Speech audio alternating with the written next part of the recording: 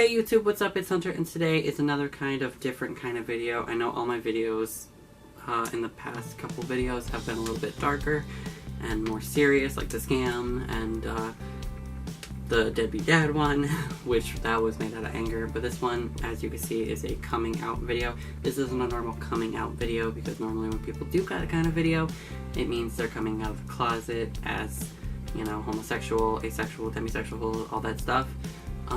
If you're wondering about me, just check the comments on any given video, and you can find out. But I am coming out as what I like to call #SorryNotSorry. Now, you might be wondering, what do you mean by #SorryNotSorry? What I mean by this is that I live my life, no regrets. I do what I want, I do it how I want it, and if I make mistakes, I pay for the mistake and then I move on. And I want to give you some examples. But first, let me share with you a few stories.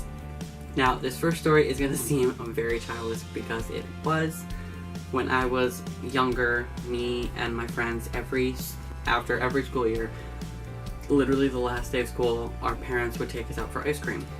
And one year we went to a different place that sold milkshakes as well. I got a cup of ice cream because that's what I always got. Chocolate sprinkles, hot fudge. Oh, it was good. But when we left, I was really sad because I didn't get a milkshake. That was the first time we had ever been there, and my friend got a milkshake. She said it was super good, and I started yelling at my parents in the car, saying I was stupid for not getting one. And then, like a day later, I turned around and was like, why do I care? It would have been gone in 5 minutes because it was a milkshake and I'm me, so it would have been gone like that. Like, I would have been, no regrets. Now, the second story and the third story are going to be a little bit darker because they involve bullying.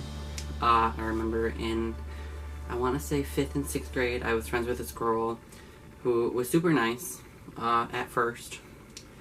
And then it became one of those friendships that people thought we were dating. And you all know when a boy and a girl are friends, obviously they can't be friends without dating or liking each other. So everyone started in on us about that stuff. And then she took it too seriously, to the point where she started bullying me and like hitting me.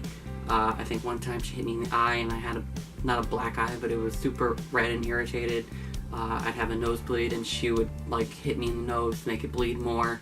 She was just, you know, emotionally abusive. She would call me names and stuff after that. And I was like, oh my god, what's going on? We were friends. And then a year later, I went to someone and was like, hey, you need to keep her away from me because she's hurting me and I'm not dealing with that. So I left her in the past, and I was not sorry about it because my life was better after that. And the last story I want to share with you is not really a story. It's kind of just something that happened that like made me open my eyes to all this. Freshman year, it was the end of the school year, but just one day, and I was going to meet a friend by my locker. Now keep in mind, I'm over here, the locker's over here, and this is where my friend is. And she's watching this whole thing happen. There's a door here, so I walk in, and then there's two kids that I know caused trouble walking towards the door. I walk in, and the kid near me grabs me by my shoulders and shoves me into lockers. Now, me being me, I don't stand down. I won't fight you, but I definitely won't stand down. If it has to come to it, I will push back. I won't, like, you know, punch, slap, fight, but I will push back if I need to. So, the kid's shorter than me, which is already, like, he's gonna lose. I got up in his face, and I kind of just was like, what you doing? Because I did nothing. And then he just laughed with his friend, and they walked out. And from that moment on, I figured, okay, clearly the world wants to do things to me that I'm not gonna be happy with. And people are gonna see me as different or a target or stuff like that, and that kind of stuff, you gotta just brush it off because it's not worth it. It's not worth the agony of trying to care.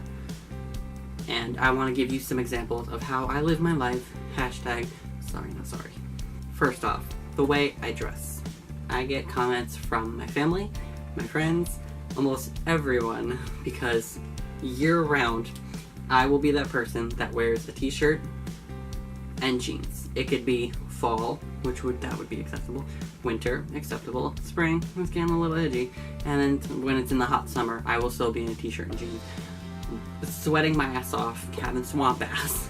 But I don't care, because that is the style I like having for myself. That's the style I gave myself. And you know what? It makes me feel good. I feel good in those clothes, and I'm not sorry about it, because I enjoy wearing them. Hashtag that. Number 2, the way I deal with money. Now, in my scam video, I don't know if I ever touched on this, but that person put me in the negative. But that was not the first time I've been in the negative. I've been negative 500 twice. So that's 1,000 plus the 2,000. So that's $3,000 in debt that I've been bailed out of. Now, I am super happy that my parents came through and gave me the money to get out of the hole, and this is no shade towards them. But at the same time, now that that's happened, and I know they're trying to be like the caring parents, don't leave a comment saying, they're just trying to look out for you, they're trying to make sure you're managing your finances. I know, but it's my money, I worked for it, let me use it. Now, I made a promise with my mom when I first started working and getting money. She was going to give me a couple months, I could buy whatever I wanted, and then we would start saving up for things. That hasn't happened yet, and I've been working for a year and 7 months. And am I sorry about the purchases I made? Nope. Because it was either enjoyable, I had fun, it's something I use every day. Like this. See this? I use this every day. And I do not regret buying this at all. Because, it's my child. This camera that I am recording on, bought with my own money. I love this camera. It does what I need it to do. It holds the SD card. This laptop, I don't regret buying it. There's a few things I regret buying because I look at it and I'm just like, I don't need you. But we're just gonna lay off that. What else do I got? That fidget cube. I don't know if you can see it, but I bought this. And this, I'm not gonna lie, I put it in my smock at work, and whenever I'm just like getting pissed or I feel like I need to go home, I start playing with it, and it does make me feel better. I don't regret buying that. But yeah. And the last thing I want to say, sorry not sorry for, in February, I uploaded a video entitled Why I Hate Valentine's Day. And in the video, I told a story of me and this girl named Sally who basically backstabbed me and went behind my back saying things and just was a really, really bad friend. Now, while all of this was true, what I did not tell you guys is after I deleted that video, I did have a conversation with her because she reported the video. And I told her I was sorry. And you know what? I was. Because at the end of the day, she had a relationship and always complained when she didn't have one. And I was always the friend that had to listen and never had one. So you could see where I was getting pissed. But at the same time, she was being a bad friend. And I told her that while we were having this conversation. And I said I was sorry. I was genuinely sorry. I was just jealous. And the fact that she couldn't see that was her own issues. But I will say this. I am not sorry for making that video because it felt so good to just pour my emotions into this camera and let it out. Now, was it a douchey move for me to put it on YouTube? Yes, but I did, and I'm not sorry that I did. I'm sorry that she reported it and then started to attack me. But that's all we can say about that, because after that initial conversation, the last thing I said was, I am sorry, blank, and never heard from her again. So, lucked out. But anyways, YouTube, that is all I have for you guys today.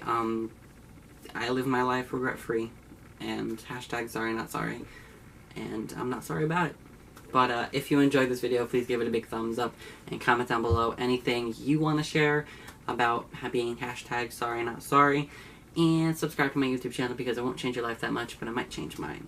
And I'll see you guys next time I upload. Peace the fuck out. I did that wrong, but it's been a while, so bite me.